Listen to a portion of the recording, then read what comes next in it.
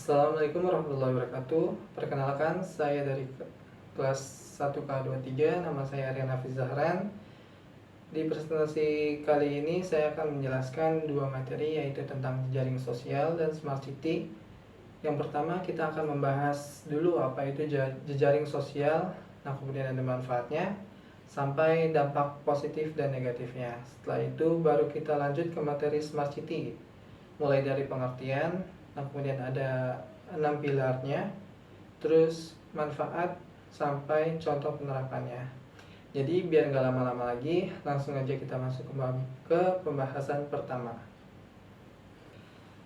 Jadi jejaring sosial itu sebenarnya simpel, yaitu platform digital yang biasa kita pakai sehari-hari untuk komunikasi dan berbagi informasi. Contohnya yang pasti sering kita pakai seperti Facebook, Instagram, TikTok, WhatsApp, dan yang lainnya. Intinya, jejaring sosial ini bikin kita bisa terhubung tanpa batas, ruang, dan waktu. Terus kalau ngomongin fungsi dan manfaatnya, jejaring sosial itu punya banyak banget peran. Selain buat komunikasi cepat, kita juga bisa berbagi foto, video, karya, atau informasi penting. Nah, kemudian di sisi lainnya, banyak orang pakai media sosial ini biasanya itu buat bangun personal branding, misalnya kayak jualan, bikin konten. Nah itu biasanya bikin konten di TikTok atau di platform lainnya, atau juga nunjukin skill di dunia maya. Jadi dunia pendidikan juga makin terbantu karena materi bisa dibagikan lewat grup atau platform. Platform itu ya kayak tertentu gitulah. Dan satu hal yang paling kerasa, jejaring sosial juga jadi ruang masyarakat buat berpendapat dan ikut gerakan sosial. Tapi tentu saja ada dampak positifnya. Jejaring sosial bisa menyambungkan kita dengan orang dari berbagai daerah, bikin informasi cepat sampai, membuka peluang bisnis, dan memicu kreativitas. Banyak orang bisa belajar hal baru secara mandiri, bisa lewat komunikasi online soalnya. Nah, namun ada juga dampak negatif. Jadi kayak penggunaan berlebih bisa bikin ketergantungan dan nurunin produktivitas, seperti hoax gampang muncul dan nyebar. Privasi juga jadi rawan karena data bisa dicuri. Dan kemudian ada cyberbullying, sering terjadi tuh. Dan tekanan sosial kayak harus tampil sempurna bisa mempengaruhi mental juga. Nah, kemudian dari situ muncul tantangan seperti keamanan data, kurangnya literasi, kayak kurangnya literasi digital, kemudian regulasi yang belum siap, sampai penyalahgunaan konten negatif. Jadi banyak yang menyalahkan konten-konten di luar sana ya, buat kayak ya gitu deh. Kedepannya jejaring sosial bakal berkembang lebih canggih karena ada AI atau AR sampai metaverse yang bikin ruang digital makin nyata. Karena itu, kita perlu literasi digital dan etika penggunaan yang baik. Nah, sekarang kita masuk ke bagian kedua, yaitu smart city atau kota cerdas. Jadi smart city itu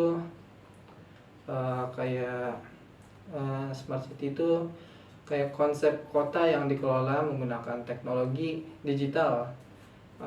Ada IoT, sensor-sensor, big data, dan AI yang semuanya dipakai untuk membuat layanan publik jadi lebih efisien, aman, bersih, dan nyaman buat masyarakat juga.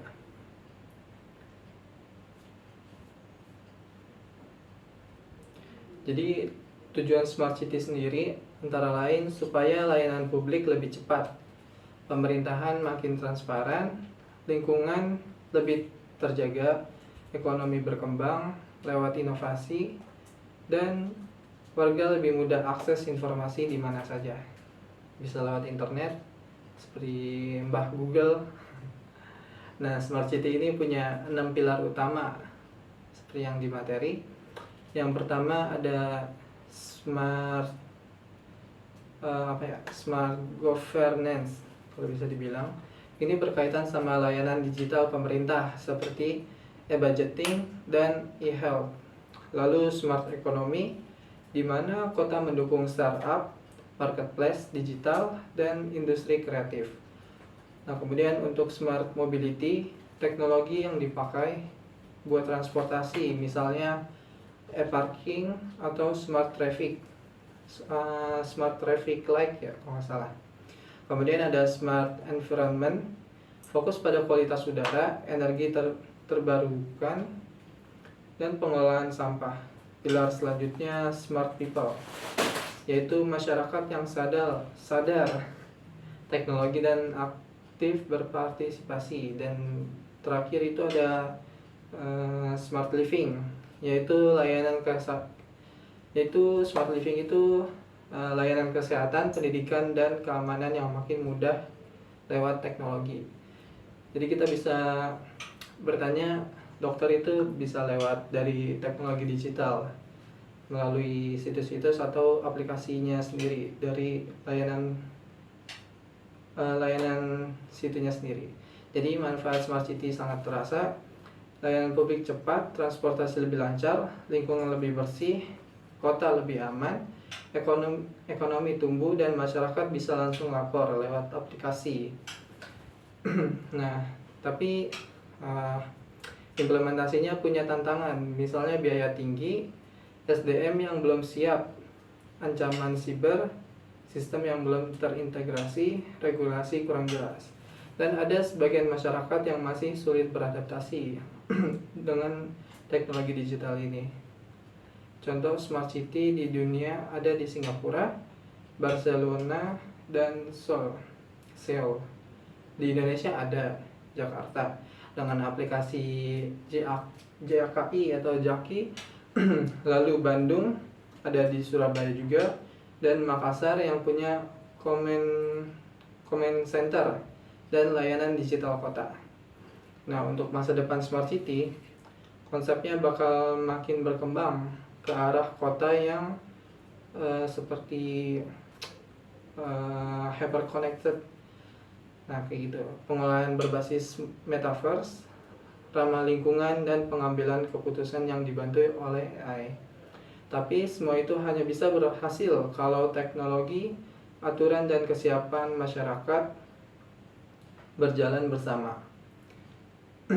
Nah, jadi langsung kesimpulannya saja. Jadi kesimpulannya itu jejaring sosial dan smart city itu sama-sama contoh perkembangan teknologi yang penting buat kehidupan modern, terutama jejaring sosial untuk memudahkan komunikasi dan membuka peluang baru, tapi punya risiko. Risikonya itu seperti privasi dan mental. Nah, kemudian smart city meningkatkan kenyamanan hidup masyarakat, tapi butuh persiapan besar dari pemerintah dan warganya. Keduanya punya masa depan cerah kalau digunakan dengan baik atau bijak dan didukung etika serta literasi digital yang baik. Nah, mungkin segitu saja kesimpulannya dari apa yang saya curahkan di materi ke-8 ini. Kurang lebihnya mohon maaf. Wassalamualaikum warahmatullahi wabarakatuh.